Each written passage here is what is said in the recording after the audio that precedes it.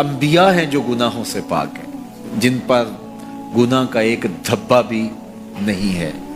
باقی گناہ میرے میں بھی ہے، گناہ آپ میں بھی ہے، لیکن اگر ہم لوگوں کے گناہ اچھالنا شروع کر دیں گے تو ہمارے بھی گناہ اچھالے جائیں گے، بالخصوص اگر کسی نے کسی گناہ سے توبہ کر لی اور وہ اس گناہ کو چھوڑ کے نیک بن گیا۔ اب اگر کوئی بندہ اس کے اس گناہ کا ڈنڈورا پیٹتا ہے تو اللہ جل شانہ مرنے سے پہلے اس کو اس میں مبتلا کرے، یہ اس کی سزا ہوگی۔ اس کو اللہ نے معاف کر دیا، اس نے معافی مانگ لی، تم کون ہوتے ہو اس کو ڈنڈورا پیٹنے والے؟ تو یہ فتنے، پہلے تو باتیں جو ہے وہ منہ سے ہوتی تھی، اب تو یہ جدید ذرائع ابلاغ ہیں جن میں چیزیں محفوظ ہو جاتی ہیں اور لوگ جب چاہے کسی کی تذلیل کا منصوبہ بنائیں اور اس کو ذلیل کرنے کی کوشش میں لگ جاتے ہیں۔ آئے روز جو ہے وہ ہم ایسے مناظر دیکھتے ہیں، اگرچہ وہ باتیں درست بھی ہوتی ہیں، لیکن جو کسی کے ذاتی معاملات ہوں، یہ بالخصوص سیاستدانوں کے اندر تو یہ بہت سارا ہے، تو باقی دینی طبقات کے اندر بھی ہے لیکن ان میں اور زیادہ ہے۔ تو یہ ایک بہت بڑا فتنہ ہے جس سے اللہ ہمیں محفوظ فرمائے۔ تو حضور نے ارشاد فرمایا، جس نے کسی مومن کی پردہ پوشی کی، کسی مسلمان کی پردہ پوشی، اللہ اس کا دنیا میں بھی پردہ رکھے گا، آخرت میں بھی پردہ رکھے گا۔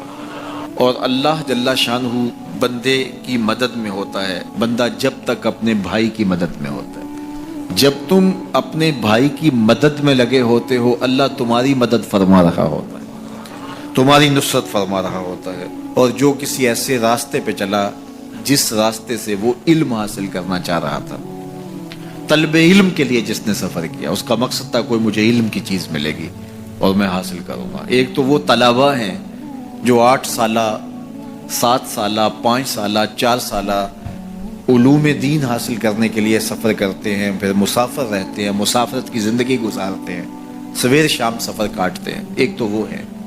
لیکن صرف وہی مراد اس سے نہیں ہے جو حضور علیہ السلام کا ایک فرمان سننے کے لیے بھی چلا۔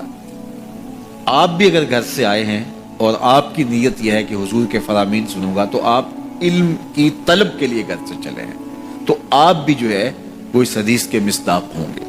تو ارشاد فرمایا، وَمَنْ سَلَكَ طَرِيقًا يَلْتَمِسُ فِيهِ عِلْمًا، جس نے سفر کیا طلب علم کے لیے، سَهَلَ اللَّهُ لَهُ بِهِ طَرِيقًا إِلَى الْجَنَّةِ، اللہ اس کے لیے جنت کا راستہ آسان فرما دیا، اللہ اس کے لیے جنت کی راہیں آسان کر دی۔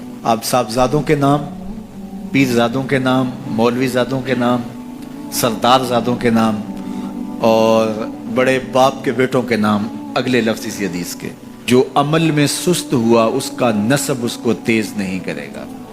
جو عمل میں سست ہوا تو وہ کہے کہ میں فلاں پیر کا بیٹا ہوں، میں فلاں مولوی کا بیٹا ہوں۔ دیکھو، جس نے عمل کیا، جس نے کام کیا، اس پر سکینہ بھی اترا، جس نے کام کیا اس پہ رحمات بھی اتری، جس نے کام کیا اس کے اوپر فرشتوں نے پروں سے سایہ بھی کیا، اور جس نے کام نہیں کیا، نکھٹو تھا لیکن کہا پدرم سلطان بود، میرا باپ بادشاہ تھا اور خود کسی کام کاج کا نہیں ہے، تو کہا جو عمل کے لحاظ سے سست ہے اس کا نسب اس کو تیز نہیں کر سکتا۔ پیر زادہ ہے ثاقب تو پھر کیا ہوا، پیر زادہ ہے ثاقب تو پھر کیا ہوا، بے عمل ہے تو سب کچھ ہی بیکار ہے۔ پھر نسبت آپ کی تو آپ کو جو ہے وہ وہاں تک نہیں پہنچا سکتی، لیکن اگر تم عمل بھی کرنے والے ہو، پھر نسبت بھی ہو کسی بڑے سے، پھر سونے پہ سہاگے کا کام ہے۔ دودھ اندر جے کھانڈ لائیے مزہ ہو جاوے دما، پھر سونے پہ سہاگا ہے۔ کب؟ جب صاحب نسبت، صاحب کرامت، بڑے باپ کا بیٹا وہ نیک بھی ہو، ساتھ باصلاحیت بھی ہو، تو پھر سونے پہ سہاگے کا کام ہے۔ اس کا نسب اس کو تیز تب کرے گا جب وہ خود بھی چلے گا۔